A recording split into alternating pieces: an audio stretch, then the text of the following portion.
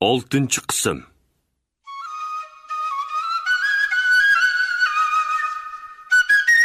O'qishliq o'qar u, biliglik bilir.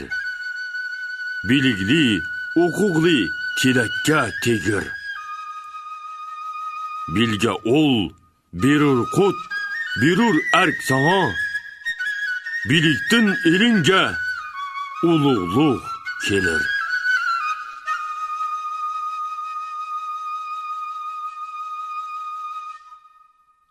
Birinchi bob. Yilon bosh ko'tardi.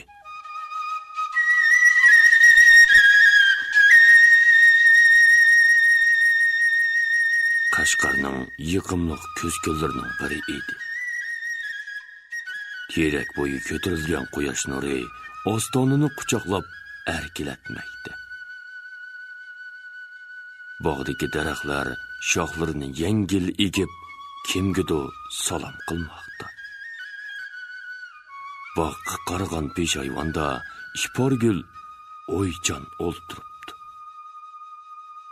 U o'rindiqda yenicha o'ltirib, shidagi belini tirab, bog'ning go'zal manzarasini tomosha qilmoqda.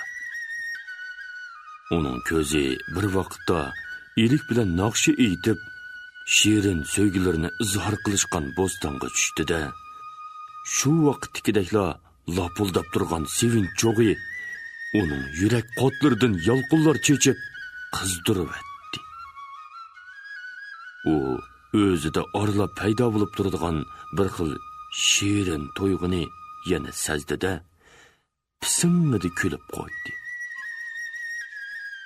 Uning onarang suzuk lavlari echilib, oppoq tishlari ko'ringanda ko'zlarima kuldi. O'znida ajoyib bir xushxuy go'zallik paydo bo'ldi. Shu topda uning ko'ngli so'yinib, ilikni ko'rgisi keldi. Ishporgulning mushundoq go'zal siyoqini ko'rganda ilik baxush bo'ladi. Uning qizil olmadak mangzilariga, kulguncha ko'zlarga so'yatdi. Ishporgul yana ejilibroq kulimsiradi. Ammo yana darhol qo'shimlarni turib oldi. U nimani o'ylaydi ekan tong? Oilasinimi yoki o'zinimi? U endi kichik qiz emas. Yosh cho'kanmi emas. Balki ikki bolaliq juvon. Bolalarimi bir chiroyli cho'ng bo'lmoqda. Ular qo'zichoqlardek sakrashib o'ynab, ota-onasining zo'qini keltirdi. O'zlari yetishalmagan bilan hammacha bolalarga o'z navrilaridek kuyinib qaraydi. Oilasidan g'am qiladigan yeri yo'q. O'zi bo'lsa yuqori bilimga ega bo'lib qoldi. Yaqinda madrasani bitirdi. Ilik uni ko'ngil qo'yib o'qitdi. U madrasada o'qishga shart to'g'dirib berib qolmay, uydimi o'qiydi. Vaqt topsala, ilik Ishporgul bilan bilim to'g'risida so'zlashatdi. Uningga savollarni beradi. Qiyin masalalarni yechishni talab qiladi. Qoida ilik masalaning salbiy tarafdori bo'lib, uning bilan jiddiy munozara qiladi. Ular shundoq talash tortishlar qiladiki, o'zlarining er-xotin ishkanligini unutib qoladi. Ba'zida ilik ta'tur dalillar bilan Ishporgulni oldirtib qo'yadi. Bundaq vaqtlarda Ishporgul qizirib, duduqlanadi va ko'nglida bu odam o'sha gaplarni rostda o'tamdi nima? deb o'ylabmi qoladi. Ilik qoyillik bilan chiroyini echib kulgandila, Ishporgul erining atoyin munozir qilayotganligini bilib kuladi. Lekin u yengilib qolganligiga tan berib, ilikning masalani yechib berishini talab qiladi. Shundoq qilib, xeyli bir nimalarni bilib oladi. Keyingi kunlarda ba'zida Ishporgul munozirada ilikni oldirtib qo'ydigan bo'lib qoldi. Ilik al bo'lganligiga qaramay iqror bo'ladi. u ichida iporgulning idrokidan xush bo'ladi. Lekin uni maqtamaydi. Biligning putuqi jiq, boldiq tugamas deydi u iporgulga talabchanlik bilan. Demak, iporgul o'zidan teg'imi qanoatlanmasa-mu, har holda norozimi emas edi. Undaq bo'lsa, iporgul nimani o'ylaydi? Erining o'rnidan, xizmatidanmi ya? Buningdan hargizmi g'am qilmaydi. Ilik o'rdida 3ning biri. Sutuq Buğraxon uni do'stim deb yaqin ko'rdi. Yaqinda Botir tog'i vafot bo'lgandan keyin Buğraxon ilikni o'rda hojibligidan ko'tarib, bosh o'lchi qildi va 3lik uyg'urish halqasidagi o'rnini yo'g'irishga ko'tardi. Hozir hamma uni ilik o'lchi deb hurmat qiladi. Uningdan boshqa ilikni kishilar bilguch ustoz deb hisoblaydi. Demisimi, ilik hozir Qashqar tugul Qoraxoniylar davlatida donqi chiqqan olim bo'lib qoldi. Xalliq bilik yurtida yiroq el yurtlardan kelgan o'quvchilar uningdan dars oladi. O'quvchilar bundoq biliklik ustozi bilan maqtanishadi. Iporgulning g'am qiladig'ini boshqasi emas, davlat ishi edi. U bilik yurtida, uyda, kishilar orasida jiq nimalarni o'rgandi. U o'rganganlardan bilik qut berur, davlat oriq bo'lsa, budun erkin bo'lur degan so'zlar bak to'g'ri ishkan degan xulosani chiqargan edi. Bu so'zlarni u ilikdan angladimi yoki o'z mingsida paydo bo'ldimi, bunisi aniq emas. Bilik qut berur degan so'z uning dilidan chiqmaydi. Til uchidan ketmaydi. Uni o'qildoshlariga, odoshlariga doim aytib yuradi. U o'rgangan tarixdan, o'zi yashayotgan turmushdan bu so'zning to'g'riligini cho'nqur his qildi. Keyin u ilikning davlat oriq bo'lg'ay, budunga arik kerak degan so'zlarni diqqat bilan anglaydigan bo'ldi. Oriq degan so'zning ma'nosini u borgancha cho'nqur tushunishga boshladi. Keyingi kunlarda davlat oriqmi yo'q, budun erkinmi yo'q degan savollar uning miyasida oylinib yuradi. Ilikdan so'raganda u o'zingiz tepang deb javob berdi. Oxiri u javob topdi. Davlat oriqsiz, budun eriksiz. U Sutuq Buğraxonga sodiq. Lekin ko'ngilning bir yerida uningdan xotirjam emasdek to'yg'uni g'uva sezatdi. Sutuq elni qo'g'dashdi ching.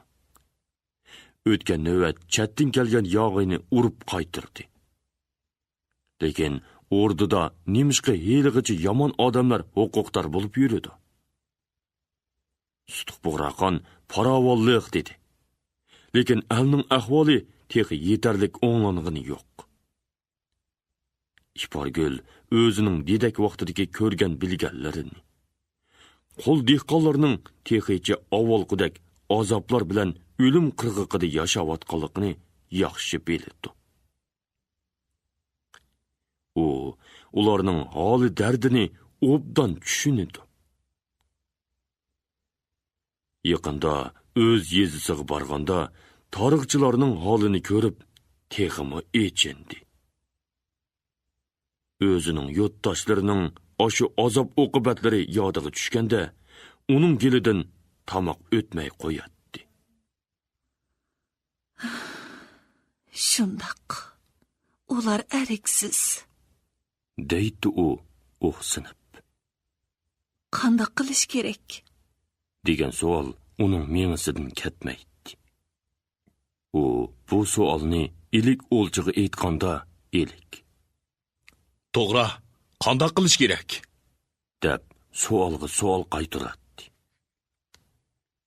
Begimmo Iporgul peshayvonda o'ltirib, shu ishlar ustida o'ylaydi. Ana, uning ko'z oldida bog'ning ichkirisidan chiqqan ilik paydo bo'ldi.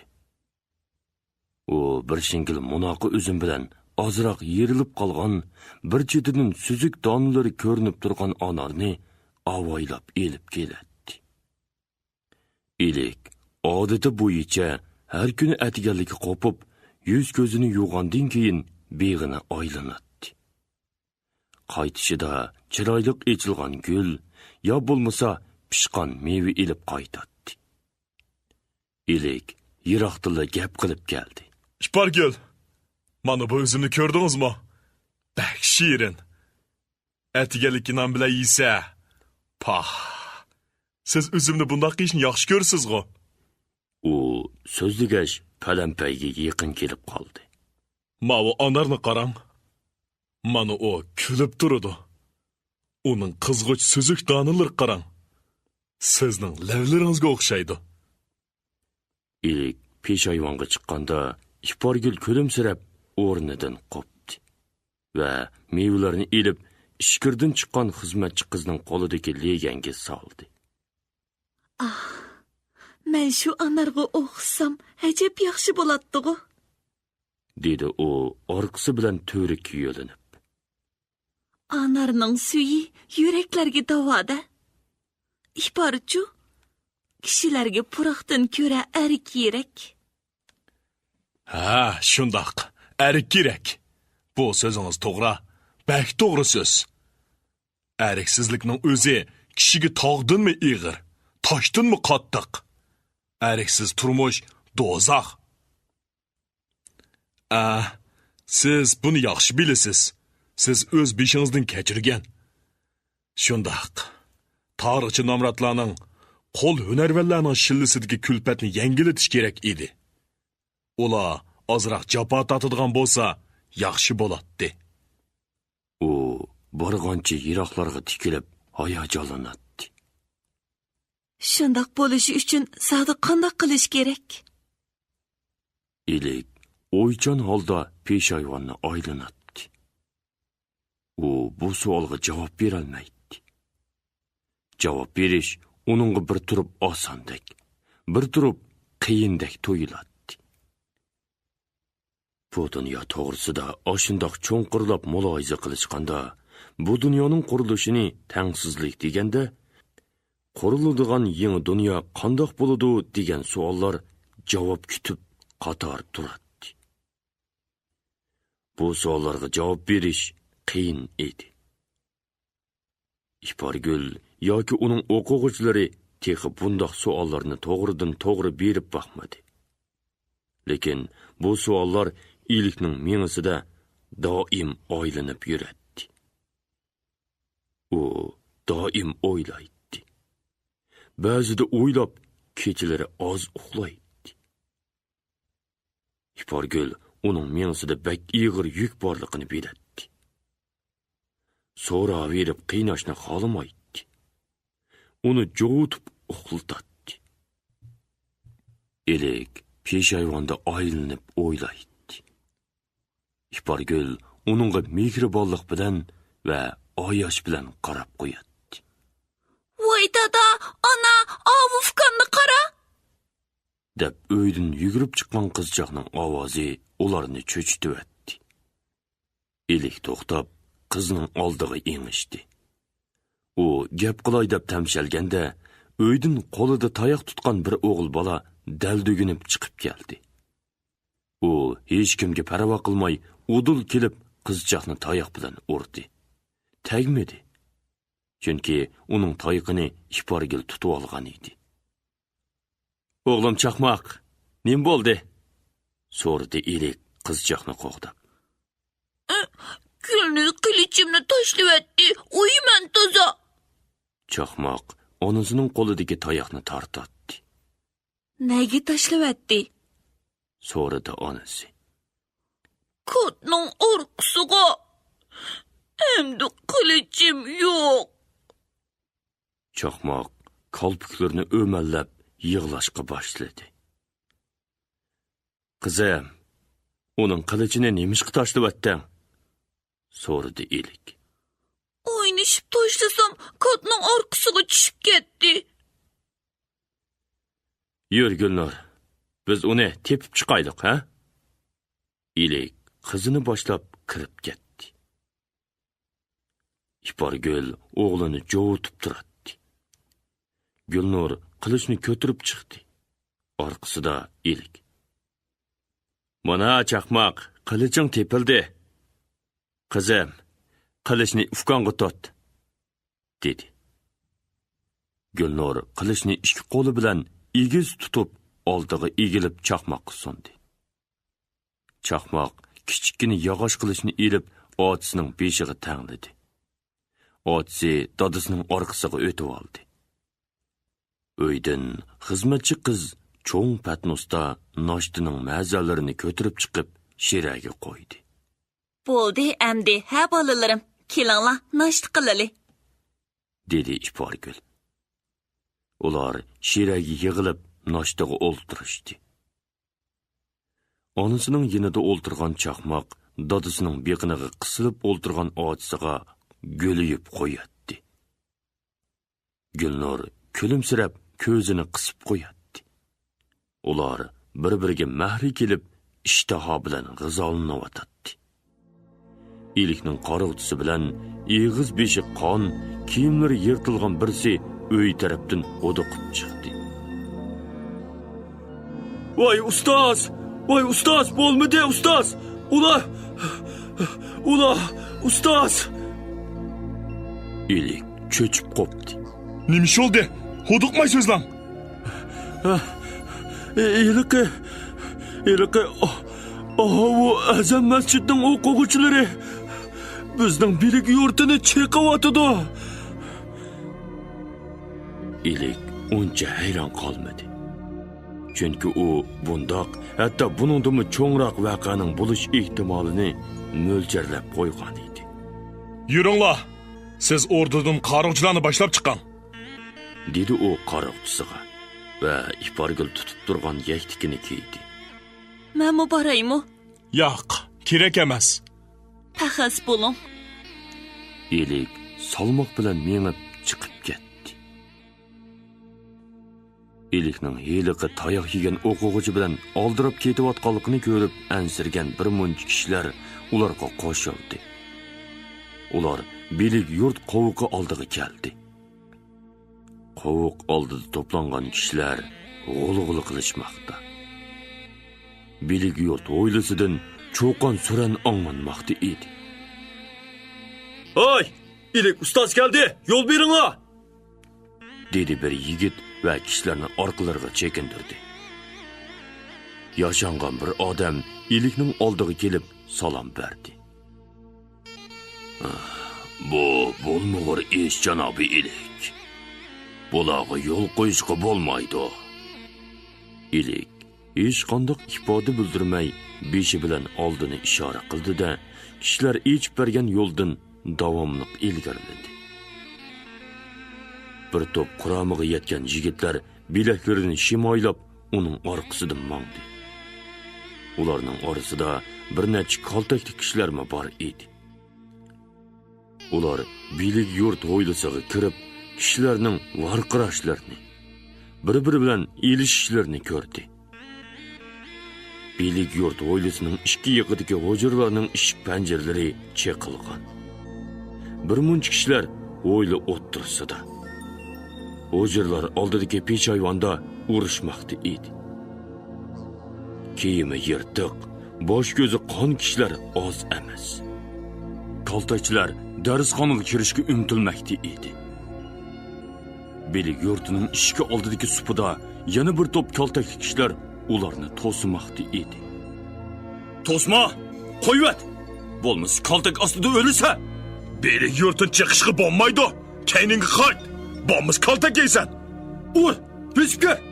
Hargiz kirgizmanglar. Uringlar! Varang-chirang ovozlari quloq mengini yeydi.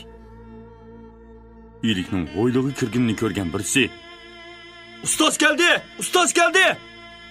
deb tovladi. Varqirashlar pasaydi. Ana! İlik degan keldi! deyishdi bir qancha uningga oliyib. Ilik oldiga yugurib kelgan shogirdlarga mehribonlarcha tikildi. Ishkiyinini o'rib olgan va orqasidan agashgan kaltaklik, quruq qo'l yang shimayligan kishilar bilan olomonlar to'pini yerib, madrasa peshayvoniga qarab mangdi. Peshayvon oldidagi kaltakchilarmi asta-asta bir ikki qadam kayniga yenib yo'l berdi. Lekin ular ilikka yer ostidan o'miyatdi. Ilik salmoq bilan mengib supiga chiqdi va Bunda qilishqi bo'lmaydi yaralla. Gap bo'lsa, oldirmay so'zlashayli. Bular zo'migerlar! Bular o'kshak! Pochoqlarini chiqish kerak! deb varqirdi birsi. Bularning adipini berish kerak. deb varqirdi yana birsi. G'o'li ko'tarildi. Bu kofirlarning butxonasini chaqqinimiz chaqqan! Bular dahriylar. Bular ulug' dinimizni oyog'iga siqmoqda. Dahriylarning boshqa ilik degan kofir, musho! dedi qora, semiz, beshini ko'k yog'liq bilan tengib olgan bir kaltakchi qo'lidagi kaltak bilan ilikni ko'rsatdi. Dinimiz uchun jinimiz fido. To'g'ri! O'lsak shiyet, qolsak g'ozi! Uringlar! deb jinining berichi varqirab peshayvon tarafga mangdi eliqa qora semiz. Uning orqasidan bir to'p kaltakchilar cho'qon ko'tarib oldiga siljidi. Qarshi tarafmi jangga tayyorlandi. Yana oli to'plan ko'tarildi. Shu orada qarisimiz g'oljirlarcha supiga etilib chiqib, ilikka kaltak urmoqchi bo'lgan edi. Birsi uning kaltakini urib tushirdi. Angocha u ilikka mush otdi. Ilikning og'zidan qon ketdi. U og'zini tutib, sungan puttur kishini qo'liga oldi. Uning barmoqlari orasidan qon tushdi. Ilikning qorug'chisi yugurgan pet kelib, qori semizni bir mush bilan supidan domiltibatdi va ilikni qo'g'dig'och g'azab bilan urro deb varqirdi. Yigitlar kaltakchilarga hujum qildi. Hoyd degicha 10-15 kishi yerga domiladi. Qovoqdan yugurib kirgan qarovchilar to'pi ularni o'rib oldi. Ilikning o'quvchilari va ularning tarafdorlari kaltakchilarni o'rab, qistab uratdi. Hozir endi kaltakchilar ozchilik edi. Ular yengildi. To'xtanglar yigitlar, urushni to'xtatinglar, dedi ilik buyruq ohangida. Urush to'xtadi, lekin g'azab tugimadi. Bilik yurtini chaqqan o'kshaklarni tutinglar! deb buyruq qildi endi supiga chiqqan qaroqboshi. Qaroqchilar endi qo'zg'algan edi, ilik ularni to'xtatdi. To'xtanglar, dedi u qo'lini egiz ko'tarib. ularni tutmanglar. Hayda! Bularni jazolash kerak. Bularni ko'chirmaymiz! degan ovozlar ilikning so'zini bo'ldi. Ilik bir oz to'xtab so'zini davom qildi.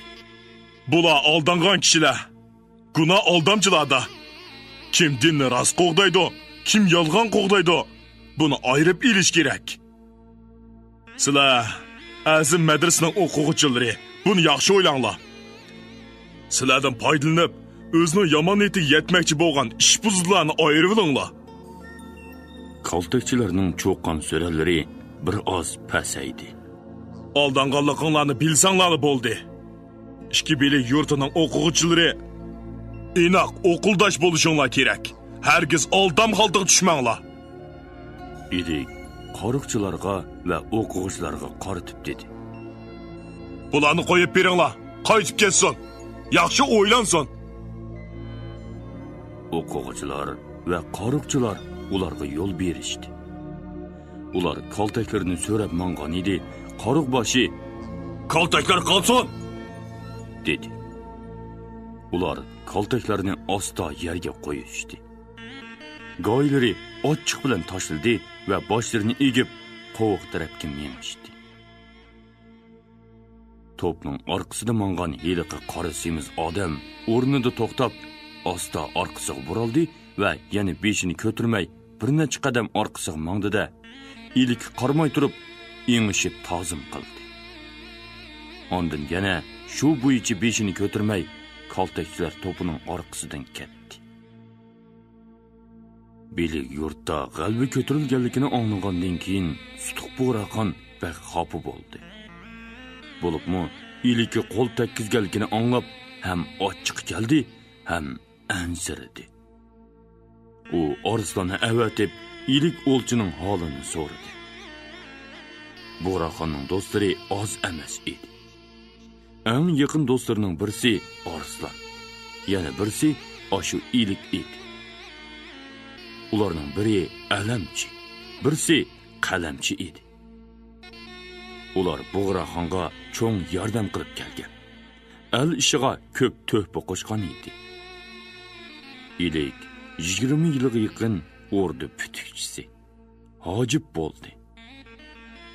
Bu mezgilda u Bug'raxonning har xil yo'llardan to'g'ri o'tishida obdan yordamchi bo'lgan edi va Bug'raxonning biliglik degan uronini amalga oshirishda tuplik rol o'ynagan edi. Bilgi tekin va boshqa bilarmanlarmi bor albatta. Lekin ilik bo'lmaganda biligning nishoni qayoqqa qarab ketishi belgilik edi. Buningdan Bug'raxon bak xush edi. Shunga uni o'rdining ushshaq-tushshaq ishlaridan ozod qilib, asosiy zehnini ko'parak o'qish-o'qitish ishiga, al oqartish ishiga ishlatsin degan. Ilikning orzusi xuddi shu edi. Sutuq Bug'raxon ilikning erkinlik degan g'oyasiga to'liq qo'shila olmaydi. Aslida Bug'raxonmu erkinlik degan edi. Shunga u boshda qattiq turib, qo'lliqni yo'qotdi. Qullarni, tarixchilarni quldorlardan erkin qildi. Lekin ilik yana erkinlik deb chiqdi. Sutuq avvallari yana qandoq erkinlik deb o'yladi. Keyincha ilikning so'zlari, takror tushuntirishlardan keyin, nomra tarixchilarning talablaridan keyin u burunqi erkinlik rostili yetarsiz ishkan degan o'yga keldi. Ammo bo'libmi ilik aytgan erkinlikni o'ylaganda uning qo'rqisi keladi. Hamma erkin bo'lib ketsa, birlik iroda bo'lmasa, davlatni qandoq boshqarg'ili bo'lsin deb andish qiladi. Ilik dunyoni boshqadan qurish kerak deydi. Hozirgi dunyochi o'zining taxti baxtichi, beshidagi davlat qushichi. Ishning takti Bug'raxonga rostili qo'rqinchli edi. Lekin u alning texmi to'liqroq erkinlikka erishishiga qo'shiladi. Bu nuqtaga u qarshi bo'lmaydi. Qarshi bo'lishga bo'lmaydiganligini u yaxshi tushunadi. Yana u ilikning Sutuqni, davlatning qo'g'daydiganligini, yaxshi yo'lga undaydiganligini bara-bara his qildi. Shunda qilib, Bug'raxon ilikni qo'llaydi, ham ansiraydi. Umuman olganda, u iliksiz, ilikning mafkurasiga tarafdor bo'lgan odamlarsiz taxtida ching o'ltirolmaydi. Hatto Xonish Oydinmi ilikning mafkurasiga moyil edi. Bundaq ro'yi kuch oldida Sutuqning bo'ysunmay iloji yo'q edi. Yana u ilikni o'zining samimiy, qadrdon do'sti ham kam bo'lsa bo'lmaydigan sabdishi deb hisoblaydi. Moshundaq bir qadrdon do'stining yomonlardan tushkidek darajada azor yeganligi, o'zining bir iftixori bo'lgan donliq bilik yurtining urush chiqishga uchraganligi shu topda Sutuqni intoyin g'azablantirdi. Sutuq shu kuni tushdan avval voqeani anglaganda qattiq koyib, bilik yurtga bostirib kirgan cho'moqchilarni darhol tutishga buyruq bermoqchi bo'ldi. Lekin Xonish Oydin uni to'sdi. Bu ish tuyuqsiz bo'lgan emas. Keynida yo'lanchiki bo'lishi mumkin. Ularni tutish bilan ish bitmaydi. Ilik o'lchi bilan maslahatlashish kerak. dedi Oydin. Tushdan keyin Sutuq Bug'raxon ilikni so'rab kelishga jabdungan edi. Ongucha ilik o'zi o'rdiga yetib keldi. U saroyga kirishi bilan Sutuq oldirab berib eshik oldida qarshi oldi. Voy do'stim, bu qandoq bo'g'ini? dedi u ilikni quchoqlab. Qandoqroq? U ilikning usti beshig'i sap soldi. Ilikning ko'moq tushini ko'rgandan keyin g'azablandi. Lökchaklar. dedi u tishlarini g'o'chirlatib. Keyin ilikni boshlab o'ltirishga taklif qildi. Ariziyat tortdingiz. dedi Xonish Oydin bilinar bilinmas beshini egib. Xon bilan Xonishdan keyin ilik o'ltirdi. Arslan bilan Qilich kirib keldi. Ular Xon bilan Xonishga salom berdi. Ular ilikning uyiga berib birga kelgan edi. Hech qisi yo'q. Bu hayron qolarlik ish emas. dedi ilik kulimsirab. Xonimizning ko'ngil bo'lganligiga hashqalla. Xonliq bilik yurtini chiqish. Elimizning donglik ustoziga qo'l tekkizish. Bu xonliqimizga qilingan haqorat. Do'stim, men allaqachon ularni tutib chora qilishga buyruq chiqargan edim. Oydin. Shundoq, men oldirmayli dedim. dedi Oydin Xonning so'zini bo'lib. Atmagan o'qni atqili bo'ladi. Chanlab etish, joyiga tekkizish yaxshi ish bo'ladi. To'g'ri gap. dedi ilik Xonishning so'ziga qoyil bo'lib. Ularni tutishga bo'ladi. Balki yaralar adibini toza beratdi. Xonishimiz aytgandek, o'qni joyiga etish kerak. Ularning orqasida odam bor. Hech bo'lmaganda sizga mush atgan lukchak chora qilmoq kerak edi. dedi Sutuq. Uningga ilik o'lchi kangchilik qilganligining natijasi ko'rildi. dedi Qilich. U odam bugun tushdi kelib meni topdi. Xato qilganligini aytib yig'ladi. Menga ahvolni aytib berdi. U bir qassob ekan. Diniy e'tiqodi kuchlik, sodroq odam bo'lganlikdan buningdan yomonlar foydalangan. Bu oddiy ish emas, dedi Arslan. Yog'iyning yaqinqi yillardan beri ilib berayotgan qarshilik, bozg'onchiliklarning bir partisi. Zar choshquchi yilon bizning o'rdida, bizning yinimizda. Shundoq, dedi Xonish. 20 necha yildan beri yenimizda so'rilib yurgan bu yilon yana zahrini chashmoqda. Qilich, qani siz bilgan ahvolni so'zlab beqinga.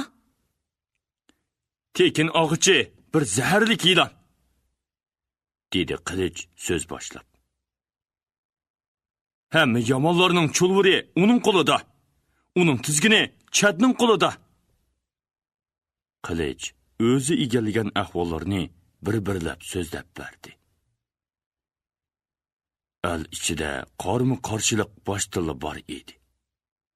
Sutuq Bug'raxon taxtga chiqqandan keyin u ozoymadi, balki kuchaydi. Sutuq Bug'raxonga qarshi guruhlar birini yo'qotsa, yana biri chiqib turdi. 4-5 yildan beri yana bir yangi qarshi guruh paydo bo'ldi. Bular dinni bayroq qilib, qarshi harakat ilib bormoqda edi. Sutuq Bug'raxon Qaraxoniylarning davlat an'anasiga, bovisi Bontekinning yo'liga qarshilik qilgan tog'isi O'g'ilchoqni o'ldirdi. Fitnachi Suboshining beshini oldi. Avvalgi o'rda og'isi Sovuqbek saqlanib qoldi. Keyin Sovuqbek o'ldirildi. Suboshining o'g'li Hagovur qo'yib berildi. Yangi fitnachilar qo'shilib turdi. Yangi cho'ng-cho'ng yer egalari, barda boyga o'xshash Sutuq Bug'raxonni xatarlik deb hisoblagan cho'ng boylar kelib chiqdi. O'rdada 2 yilon saqlanaverdi. Uning biri mulkdorlarning vakili, ya'ni kelib xazinachi Tekin og'ichi. Uning divoni do'sti yo'qoldi. Lekin yangi do'sti Shayx Jaloliddin bin Salohiddin degan kishi paydo bo'ldi. Yana biri ilgirki cho'ng rohib, keyingi katta muddaris, o'rdi diniy ishlar o'lchisi Bagbilga. U o'lgili 2 yil bo'ldi. Lekin u tayyorlab ketgan izbosar o'g'li uningdan eshib tushdi. Buni yog'lig'uvchilar ancha oz emas.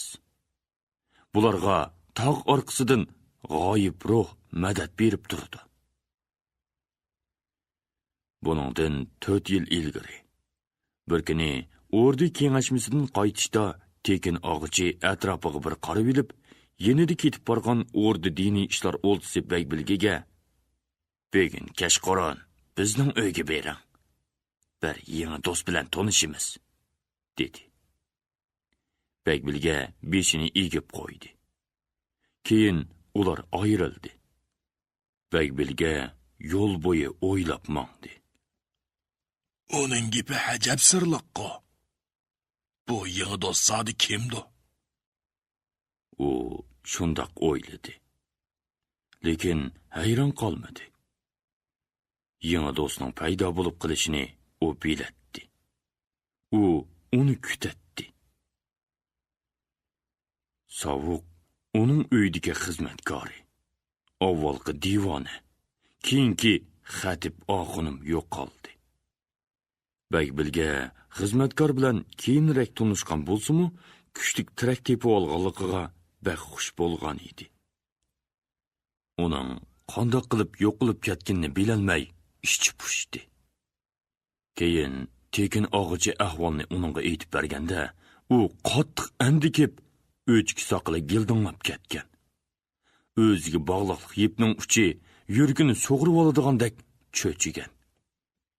Tekin xazinachi "Qo'rqmang, u chin odam ekan", degandan keyin yuragi besilgan edi.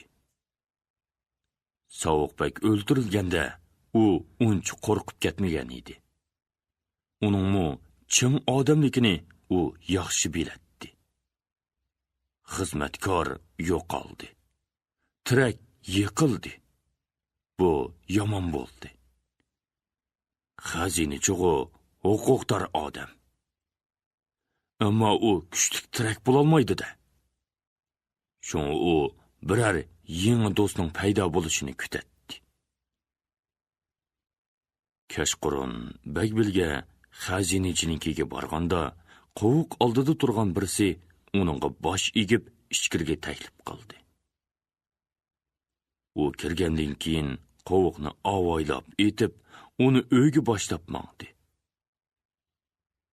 G'uva sham yo'riqi yo'ritib turgan ayvondan o'tganda, kutkichi Bagbilgiga tonish bo'lgan Tekin xazinchining mehmonxonasining eshigini ochib, uni ichkari kirgizdi. U kirishi bilanla bir odam hopala-shapala yeniga qo'yilgan yo'g'on sallisini kiydi. Xazinachi qopib, Bagbilgini qarshi oldi. "Kelsilar, janobi o'lchi", dedi va qopib, uningga tikilib turgan cho'ng sallilik chorsoqol odamni tunishtirdi. "Mana bu kishi yaqinda Bag'dod Sharifdan kelgan do'stimiz Shayx Jaloliddin bin Salohiddin janoblari bo'ladi." Bagbilga mehmon bilan hayojon ichida qo'l ilishib ko'rishdi. Mehmonmu qo'l berib samimiy ko'rishdi. Lekin uningdan bir xil hakovrlik sezilib turadi. U Bagbilgining bosh oyog'iga sapsoldi. O'lchining xushomat kulkisi va soqilning gildinglab turishi nemishqidir uningga yoqmadi. "Sen mening qo'limdagi bir uchum sig'izlay. Nima xohlasam shuni yasayman", deydi u ko'nglida. Keyin "Bu olaydan mazmut nas yasashga bo'lmasmikin?" degan o'y uning miyasidan lap qilib o'tib ketdi. Ular körpü üstüge putlarını mingashtirib o'ltirgandan keyin Baybilga yejiyib so'z boshladi. Ulug' Bag'dod xalifamning yenidan kelgan Shayx Azam janoblarini xursandlik bilan qarshi olamiz. Qaraxoniylar xonadonligining donliq o'limasi vazir janoblari bilan tanishganligim uchun ziyoda xursandman. Biz yana bir boshchig'i ega bo'ldik Baybilga ustoz, dedi og'ilchi yejiyib. Bak yaxshi, adgu. Biz mana mo'shundoq dana boshchini uzoqdan buyon to'rt ko'z bilan talmirib kutgan edik. Ay, boshchi bo'lishga arzimayman janobi o'lchi. Allah yo'lida din uchun bo'lgan haqqoniy kurashlarda har birlariga oz to'la bo'lsa-mu yordam qila olsam, favqulodda xursandman. Allohu taborak va taolo fiqr bandaligi rahmat qilg'ay. Amin. Shayx Jaloliddin beshini ko'tarib, surlik qiyofat bilan soqollarini siladi. Ovi ikkalanmu uningga agishib duo qilishdi. Shayx Jaloliddin duo qilg'ach, yer ostidan Baybilgaga zang soldi. Uning ro'yi hayajonlanganligini ko'rib, "Changalimga tushib bo'lding-ku, o'lchi", dedi u ishchida. Xizmatchi choy akirdi. Ular mazaga boqdi. Keyin tomoq akirdi. Ular tomoq yegash paranglashdi. Paranglar u yondan bu yondan odatkicha davom qildi. Bu qitim g'ayri gap echilmadi. Oxirida ular ko'prak uchishib turadigan bo'lib ayrilishdi. Mehmonlar yakki-yakki qaytishdi. Bir yildan keyin Baybilgining tashabbusi bilan boshlangan madras bitdi. U degandek ko'zining uchiqida o'zi yasatgan madrasasini ko'rdi. Xalq bilgi yurtda ustoz va o'quvchilar orasida bilik ixtiloflari ko'paygandan keyin Baybilga mudarrislikdan qolgan edi. Go'yi o'quvchilarmo kelmay qo'ydi.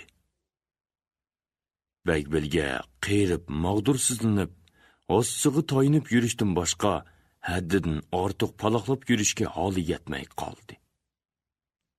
Shuning bilan oxir o'rdu kengashmasiga chaqirilmadi. Bug'raxon uni dam olsin degan edi. Shunda qilib o'lchilikmi qo'ldan ketdi. Baybilgining bozori yo'q qoldi.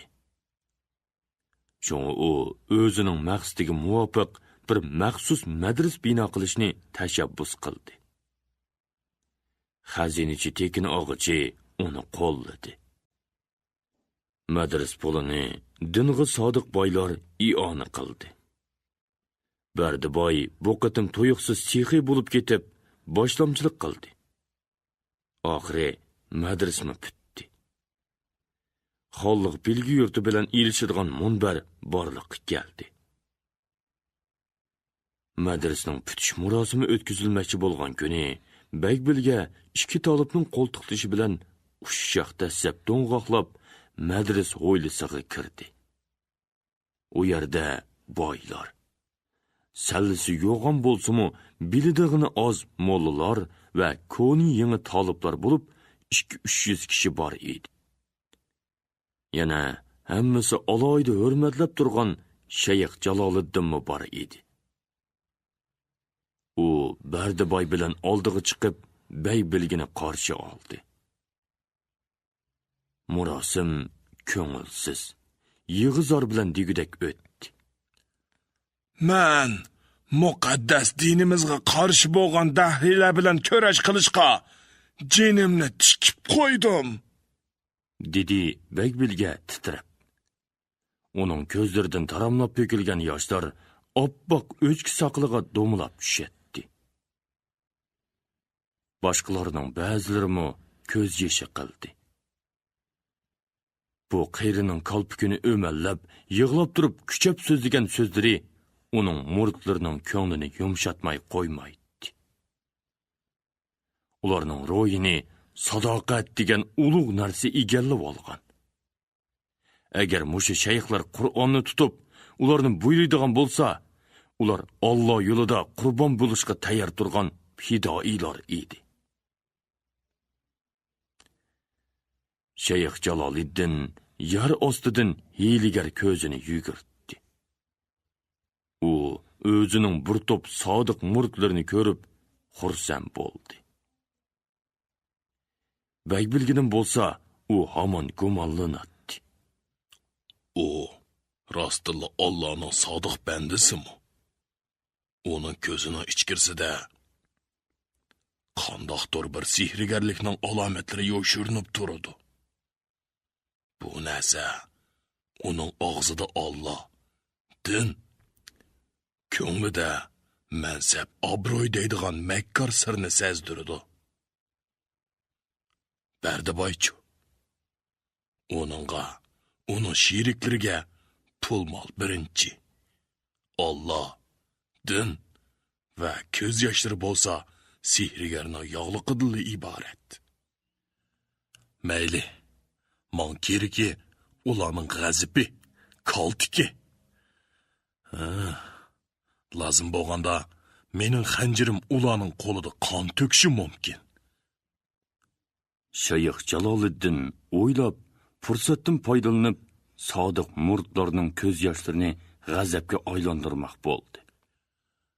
Janobi Haq Taoloning sodiq bandalari, muqaddas dinimizni ko'z yoshlarimiz bilan himoya qilib qog'ilib bo'lmaydi. U bir pas turib, bir turlik ruhiy sehrlik ovoz bilan dedi. Dahrilarning yuragini mo'josh, uvusin talqon qilish kerak. Ular yer yuzidan tozalansin. O'ltirganlarda jonlanish paydo bo'ldi. U ovozini bir oz tushirib, so'zini davom qildi. Islom dunyosiga mashhur olim, atoqli ustoz, bilgi oliylariga tashakkur etishimiz kerak. Bu zotning tashabbusi va rahbarligida bu muqaddas madrasamiz bino bo'ldi. Bir munchilari bilgiga rahmat alomatlarini bildirishdi. Men bu madrasamizga Madras Azim deb nom qo'yishni taklif qilaman. Chunki bizning madrasamiz hamma madrasalarning ulug'i bo'lg'isi. To'g'ri. Yaxshi so'zildi. Bo'ladi. Ular shayxning yonida chaqqong'ini salla o'rg'an, qiyofatidan sur yig'ib turgan qora soqolliq bir kishiga nima darkin deb qarashdi.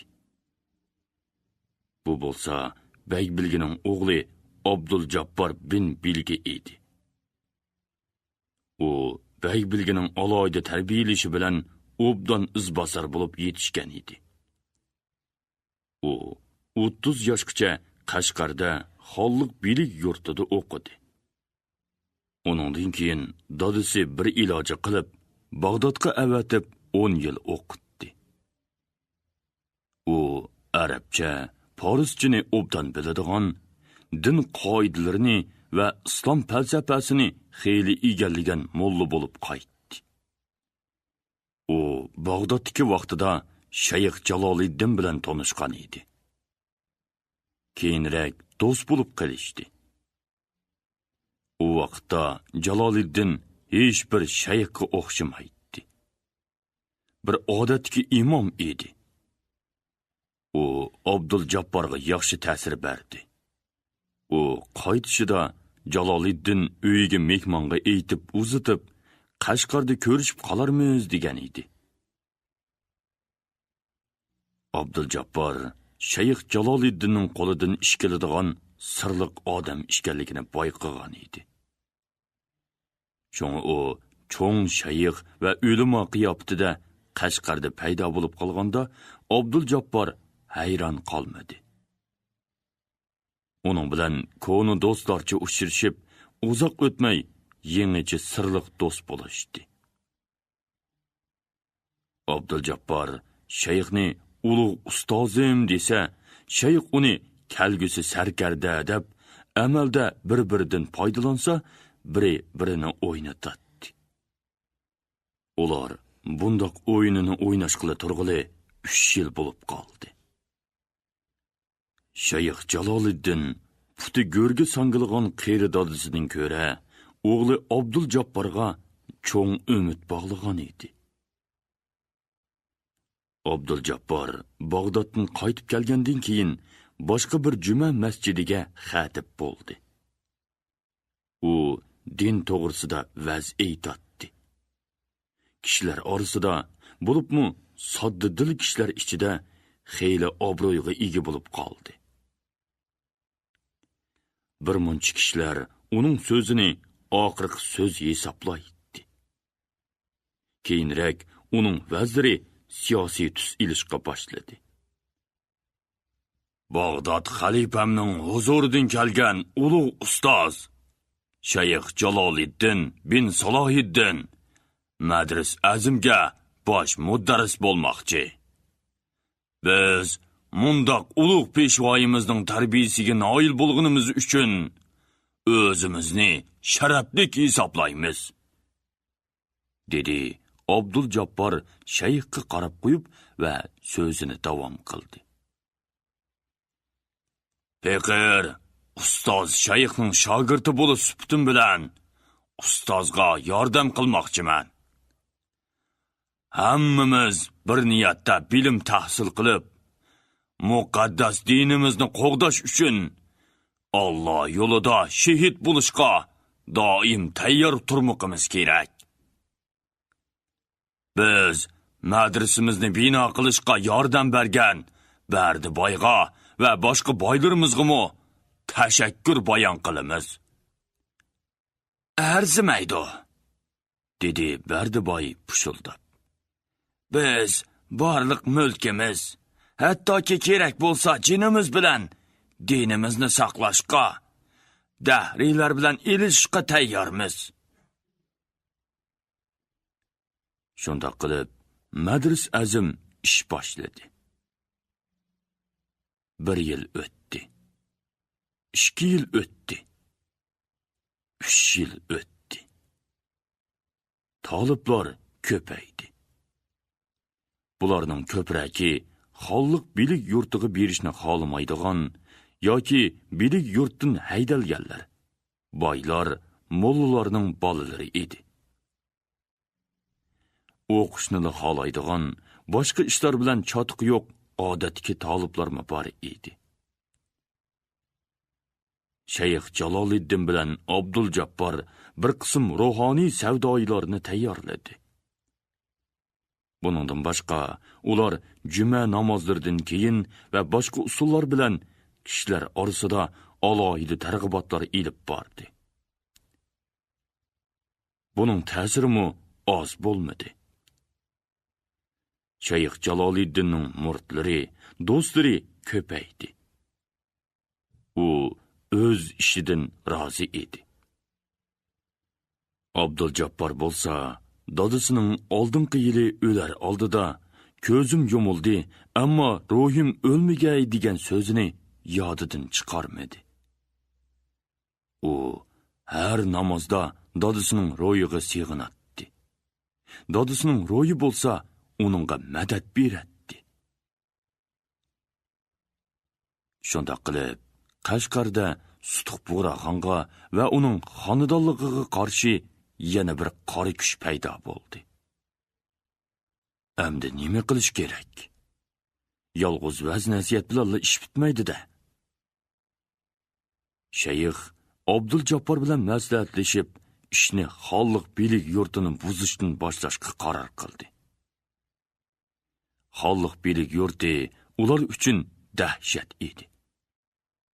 İlk bo'lsa, ularning ko'ziga qadalgan mix edi. Ular bugun Abdul Jabbor bin Bilganing uyiga to'planishdi.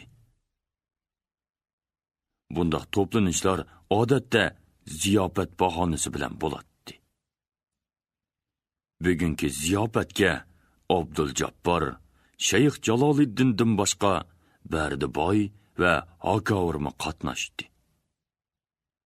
Hakavur sobiq suboshining o'g'li. U yosh vaqtida dadisining intiqomini ilish maqsadida Sovuq Begning orqasiga kirganligi. Sovuq Begning uyidagi xizmatchidan jiq madad olganligi. Keyin Qog'iliqqa Ko'kyar mingboshining to'plang'iga qatnashish uchun ketib borganda, Yangisorda qo'lga tushgan.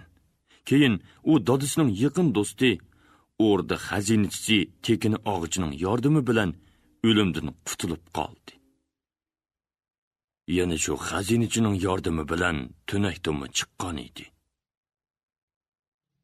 Boshlabqi yillari u beshini ichiga tiqib, dadisining mulkini boshqurdi.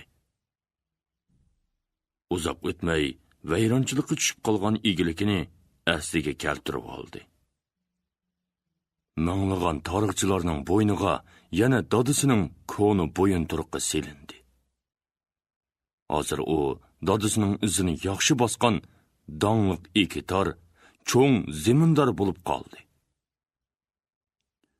Uning ko'nglida Bug'roxonga bo'lgan o'chmanlik o'ti o'chmagan edi. Uning ustiga boyliqiga qo'l tegadigan bo'lib qoldi. Yuqori seliq, cherik beqish puli to'lash uningga bak alam qiladi. Shunga uning intiqom ilish niyati borgancha kuchayib keldi. Dadasining yaqinlarining aytishiga qaraganda, baxtga yarasha Shayx Jaloliddin deb bir peshvo paydo bo'lib qolgan. Uning aytqanlari amalga oshsa, umid yo'q emas. Bardiboy va boy o'g'lida to'riklarimiz turganda, bizga har qanday dahshat, qo'rqinchlik emas, dedi Abduljabbor u ikkisiga xushamad qilib. Janobi Shayx Jaloliddindek peshvoyimiz tursa desizlar, deb qo'shib qo'ydi Bardiboy. Xudovendi kiram, sizlardek sodiq bandalarni o'z panoyida saqlag'ay, dedi shayx va tuvanrak ovoz bilan so'zini davom qildi. Ulug' dinimizni qo'g'dash uchun avval dahriylar uvusini pochoqlash kerak. Shundoq, dedi Abduljabbor xufiyoni quturtish purqi bilinib turadigan ovozi bilan. Xazinachi og'ichi o'tgan qaytimqi maslahatimizga qo'shildi. U avval qo'l qanotini qirqish kerak dedi. Toliblarchingmi? So'radi boy o'g'li andishi bilan. Gap yo'q. Toliblardan boshqa o'zlari va Bardiboy tayyorlagan yigitlarmi bor? Yana bozordan pulga omroqlarni tayyorladik. Ular tayyorlik putkinidan xursand bo'lishdi. Toliblarga shayx yana bir qaytim vaz aytib bermak bo'ldi. Dahriylar o'zini buzg'uluq degan fitnani yana bir necha kun kuchaytib, kelar juma kuni toliblar belgi yurtda yo'q vaqtda ish boshlashga qaror qilishdi. Shunday qilib, xolliq belgi yurtini cheqish yuz bergan edi. Qilishning tafsiliy bayonotini anglagandan keyin Stuq Bug'roxon o'ylab qoldi. Shundoq, bu tuyuqsiz bo'lgan ish emas. Bu boshlanishi. Texi ularning qilg'iliqi jiq, dedi ilik. Yilon o'zidan beshini chiqardi. Endi o tugal chiqsin. To'g'ri gap, deb qo'shildi Xonish Oydin. ularning yo'lanchiki tog' orqasida, panohi o'rdida. O'tgan qitimqidek yana bir qapas o'yin o'ynashlari turgan gap. Bu ishqa shahar qorovchi ishlar boshlig'i Kenjibek va o'rinbosari Qo'chqarlar mas'ul bo'lsin. To'g'ri. Ularning yo'lanchiki tog'oqsida. Bu qitim bu alvosning yuz pardasini echish kerak. Yaxshi gap, dedi Bug'roxon va rozilikni bildirib boshlashdi.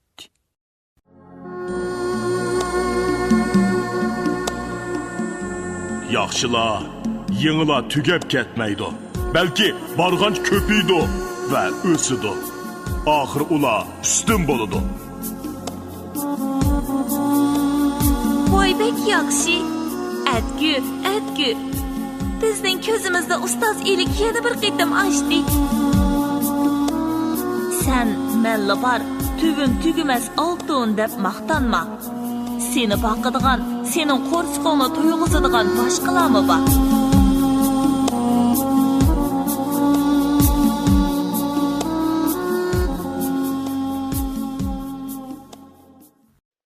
İrpon elektron şirketi turlik lug'atlarni chiqarib til boyligingizni oshiribla qolmay, bu xil asarlar bilan odam bo'lishning epini o'gitib, dil boyligingizni ovundirmoqchi.